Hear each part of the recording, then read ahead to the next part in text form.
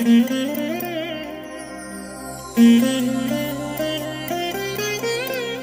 దినం పరము నుండి దిగివచ్చు మాట. ఇది నీ జీవితానికి వెలుగుల బాట. నీ ఒడిలో ఉంచబడిన దీవెనల మూట, అద్భుతాల ఆనంద ఊట. ఏప్రిల్ 24 సంవత్సరమంతా మనం బైబిల్ చదివి ముగించడానికి ఈరోజు చదవలసిన లేఖన భాగము ఉదయం 2వ సమూయేలు గ్రంథం 19 మరియు 20 అధ్యాయములు, సాయంత్రం లూకా సువార్త 18వ అధ్యాయము 1 నుండి 23వ వచనం వరకు. ప్రియమైన దేవుని బిడ్డలారా, ఈ ఉదయకాల సమయంలో ప్రభు యొక్క కృప, ఆయన యొక్క బలమైన సన్నిధి మీకు తోడై ఉండునుగాక.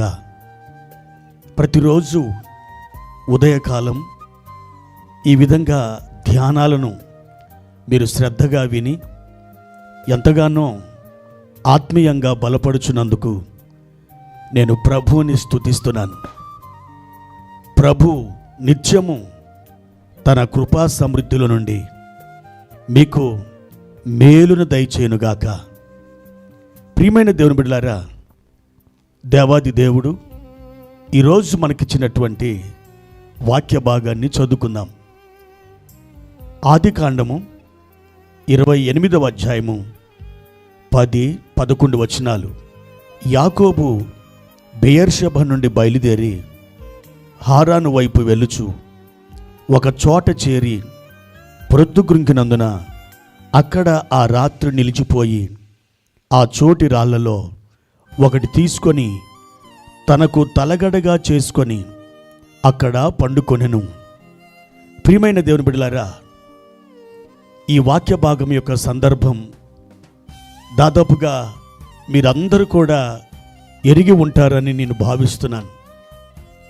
అయితే యాకోబు తన తండ్రిని, తన యొక్క అన్నను మోసం చేసి అన్న యొక్క ఆ ద్వేషము నుండి, ఆ పగ నుండి, అతని ద్వారా సంభవించబోయే ఆ భయంకరమైన పెను ప్రమాదము నుండి అతడు తప్పించుకోవడానికి తన తల్లి తండ్రి యొక్క సలహాను అతడు విని పద్దనరాము వైపుకు అతడు బయలుదేరి వెళుతున్నాడు.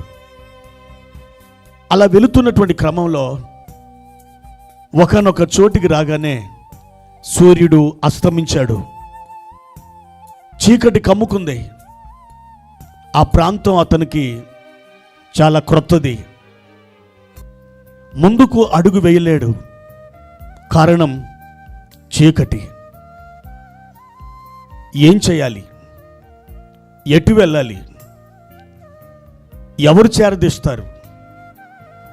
అదొక నిషీది. అతడు ఒంటరి ప్రయాణం చేస్తున్నాడు. ఏం చేయను తోచక యాకోబు అక్కడ పడుకున్నాడు. ఆ చోటి రాళ్లలో ఒక రాయిని తలగడగా చేసుకొని నిద్రపోతున్నాడు. ఆ రాత్రి యాకోబు నిద్రపోతుండగా దేవుడు ఒక అద్భుతమైన దర్శనాన్ని అతనికిచ్చాడు. ఒక నిచ్చెనని తన కలలో చూచాడు.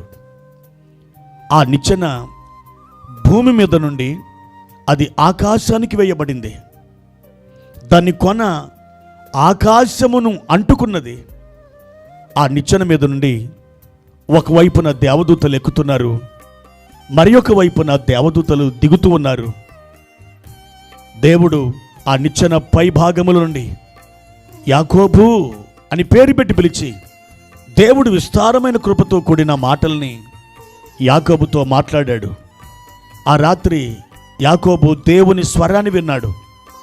తూర్పుకు, పడమరకు, ఉత్తరానికి, దక్షిణానికి అతడు ఏ విధంగా వ్యాపించబోతున్నాడో, అతని యొక్క సంతానం ఇసుక రేణువుల వలె ఏ విధంగా విస్తరించబడబోతుందో ఇత్యాది విషయాలన్నీ యాకోబుతో ఆ రాత్రి దేవుడు మాట్లాడాడు. అద్భుతమైన దర్శనం. అద్భుతంగా దేవుడు అతన్ని అక్కడ కలుసుకున్నాడు. ప్రియమైన దేవుని బిడ్డలారా, యాకోబు నిద్ర నుండి తెల్లవారుజామున మేల్కొని ఎంతో భయపడిపోయాడు. దేవుడిక్కడ ఉన్నాడు, అది నాకు తెలియకపోయేనే.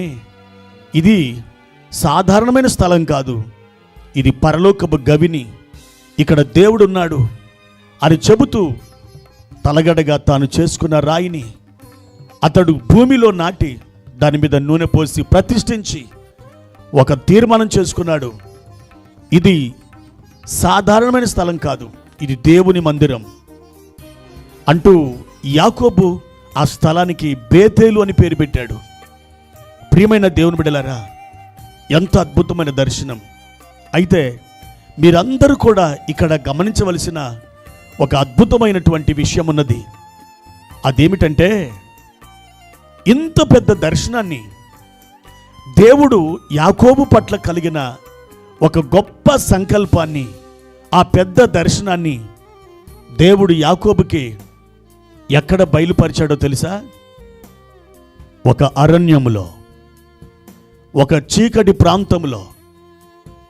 అటు తన ఇల్లు కాదు, ఇటువైపు అతడు ఎక్కడికి వెళుతున్నాడో ఆ గమ్యస్థానంలో కాదు, మధ్యలో అతడు అంత పెద్ద దర్శనాన్ని పొందుకున్నాడు. ఒక అరణ్యం లాంటి ఆ స్థలంలో యాకోబుకి దేవుడు ఈ సంగతులన్నీ బయలుపరిచాడు. ప్రియమైన దేవుని బిడ్డలారా, దేవుడు మన ఎడల కలిగిన తన యొక్క పెద్ద పెద్ద దర్శనాల్ని మనకు బయలుపరచడానికి అరణ్యము లాంటి స్థలాలకు ఆయన మనల్ని తోడుకొని వెళ్ళి అక్కడ మనతో మాట్లాడతాడు. ప్రియమైన దేవుని బిడ్డలారా, మీ జీవితంలో కూడా ఒక చీకటి ఏర్పడిందేమో, మీ జీవితంలో ఒక శ్రమ మిమ్మల్ని ఎదుర్కొన్నదేమో, ఎర్ర సముద్రం లాంటి ఆటంకాలు మిమ్మల్ని సవాలు చేస్తున్నాయేమో, మీ పరిస్థితి చాలా దిగ్భ్రాంతికి గురైపోయినట్లుగా ఉన్నదేమో. అయితే మీ పరిస్థితి, మీ జీవితం ఒక అరణ్యము లాంటి అనుభవం. ఆ అరణ్యము లాంటి అనుభవంలో ఒక పెద్ద దర్శనాన్ని, ఆయన సంకల్పాన్ని దేవుడు నీకు తేటగా తెలియచేయబోతున్నాడు. నా ప్రియమైన సహోదరి సహోదరుడా, ఈ మాటలు వింటున్న నీవు ఏదో అలవోకగా ఈ మాటలను వింటలేదు.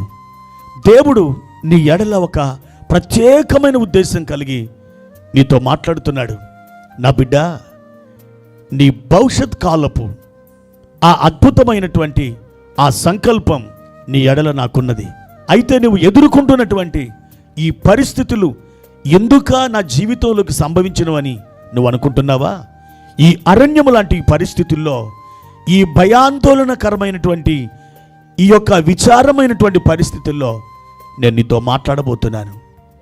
నేను నా సంకల్పాన్ని తెలియజేయబోతున్నాను. నీ జీవితాన్ని రూపాంతరపరచబోతున్నాను.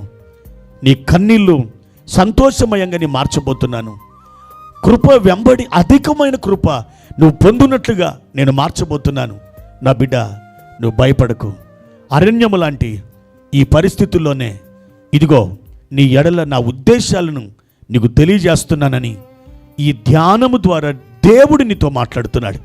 ప్రియ సహోదరుడా, సహోదరి, భయపడకు, విచారపడకు. దేవుడు అద్భుతమైన కృపను నీకు అనుగ్రహించబోతున్నాడు.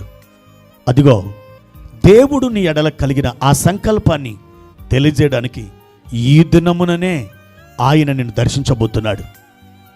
ప్రభు కృప నీకు తోడైనగాక. ప్రార్థన.